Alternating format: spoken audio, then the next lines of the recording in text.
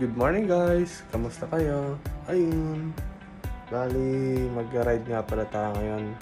Mag-Sierra Loop. At syempre, suot natin ang mga magaganda natin kagamitan. Yan. Lalagay ko rin yan sa ating yellow basket. Baka gusto nyo rin. Mamaya ulit. Bali guys, time check 2:52.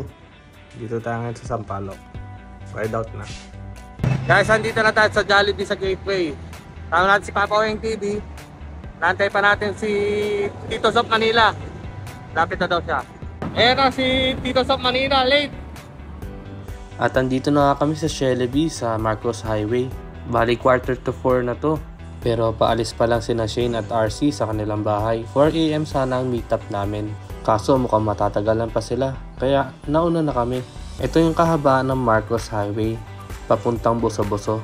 Doon na kami sa Boso-Boso Shell magkikita. Oh guys, andito na tayo sa Shell Boso-Boso. Tito Sob Manila.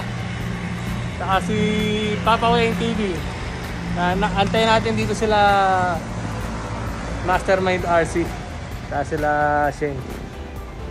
Nasiraan sila yan. Kasama na sila Ricky. Mabagal yung mga kasama natin. Wala pa sila. Joke lang, nauna na kami kasi mabagal kami.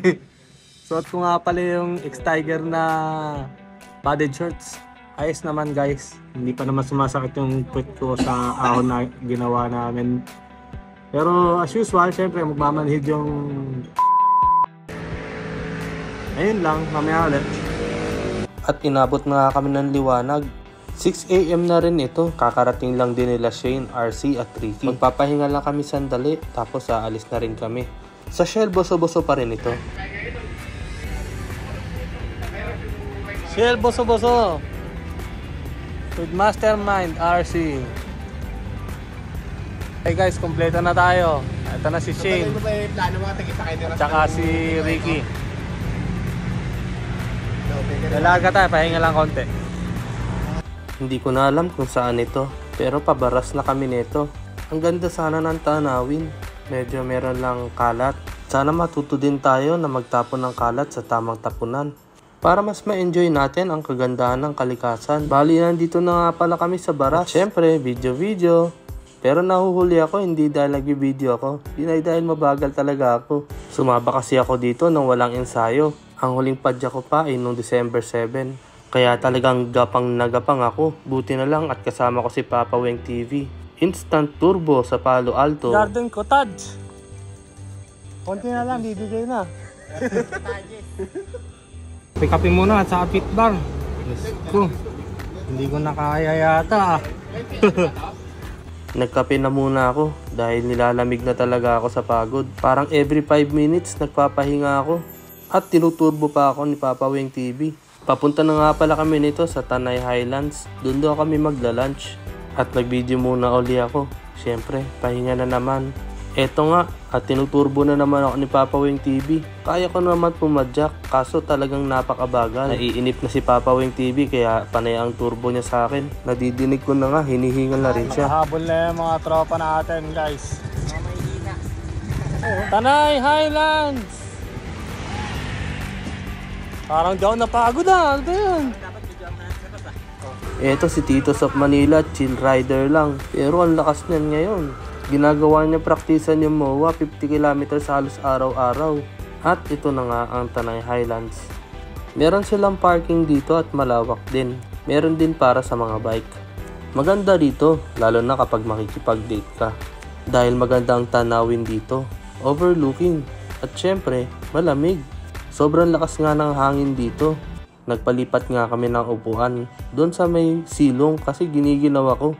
Baka gawan ko na lang din ng separate video yung experience ng pagkain namin dito. FYI, medyo pricey nga pala dito. At magpipicture-picture muna kami. Siyempre, sinama ko si Missy sa picture. Para happy. Yan ang sikreto. Para lagi kayong papayagan. Isasama niyo sa picture. At sa wakas, nakarating na kami sa Sierra Madre Hotel.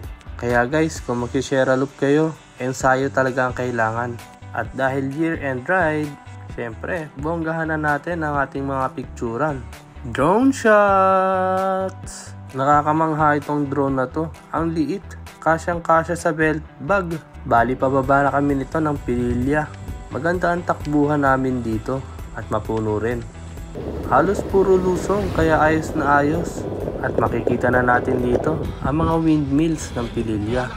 Pabago-bago ang panahon ng mga oras na to. Umaaraw, minsan umaambon, umuulan, kaya kakaibang experience talaga. At ibang klase din talaga ang achievement pag narating mo na yung paruroonan nyo. Ang saya lang sa pakiramdam, yung nagbabike ka lang tapos nakaabot ka rito at kinaya mo lahat ng ahon. Talagang self-fulfilling. Lalo na pag nasa harap ka na ng mga tanawin na to. Laguna de Bay nga pala yung nakikita nyo. Go, boss! Lakas! Bali natapos na nga pala lahat ng lusong namin papuntang Pililya. Nagsisimula na uli kaming umakyat. Mabuti na lang at nakarecover ako sa pagkain namin kanina. Nakakasabay na ako kahit papano. Talagang maganda ang tanawin dito. Meron pang ganitong eksena. Feeling ko nasa Gladiator na palabas ako. Guys, malapit na tayo sa windmill. At ito ang view ko ngayon. Beautiful! Ayun lang, mayali. Ito na yata yung papasok sa entrance ng Pililya Windmill. Konting tiis na lang at sa wakas, after 3 years, nakabalik din ako dito sa Pililya Windmill nang nagbabike lang. Sobrang sarap sa pakiramdam pero nakakalungkot din dahil dati kayang-kaya ko ito. Ngayon, wala na. Pero syempre, walang sukuan. Dito sa Pililya Windmill, meron sila mga tindahan dito, mga bilihan ng souvenir. Meron din mga kainan. May milk teahan at meron ding gotohan dito. Umuwi na rin kami pagkatapos nito. At syempre, ang huling pahirap, Teresa. 5 PM na rin ako nakauwi sa Santa Ana. Ayun lang, bye-bye!